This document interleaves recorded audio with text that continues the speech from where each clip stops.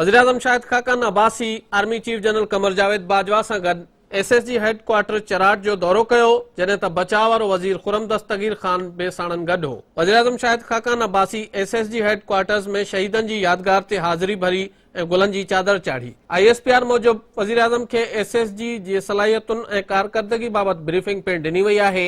वज़ीर-ए-आज़म शाहिद खाकान अब्बासी दहशतगर्दीअ ख़िलाफ़ SSG commandos जी शानदार ख़िदमतुनि खे साराहियो ऐं एलिट फोर्स कमांडोज़ जी महारत ऐं कारकर्दगी जी तारीफ़ कई। एसएसजी कमांडोज़ वज़ीर-ए-आज़म ऐं army chief general Qamar Javed Bajwa खे पंहिंजे सलाहियतुनि जो अमली मुज़ाहिरो करे बि ॾेखारियो ऐं वज़ीर-ए-आज़म एसएसजी जे इस्तेमाल हेठि कुझु हथियार हलाइण जो तजुर्बो बि कयो।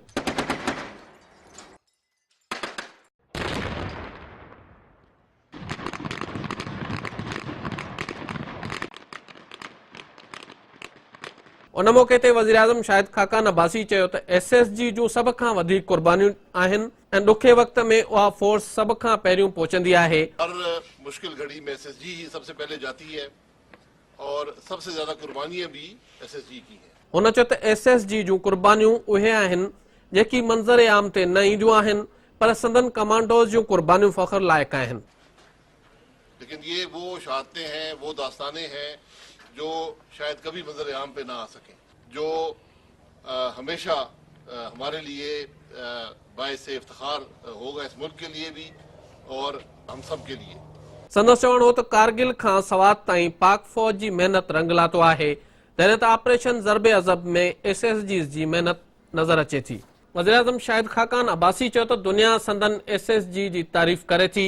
खेसि चइनि मुल्कनि जे सरबराहनि चयो त तव्हांजी स्पेशल फोर्स जो को भी मट ना है। आपकी जो मेहनत है वो रंग लाई है।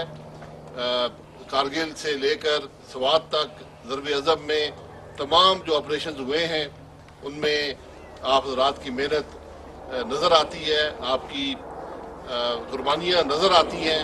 मुझे कम से कम 4 ममालिक के हेड्स ऑफ स्टेट ने कहा कि आपकी जो स्पेशल फोर्सेज हैं उसका कोई दुनिया में सानी नहीं।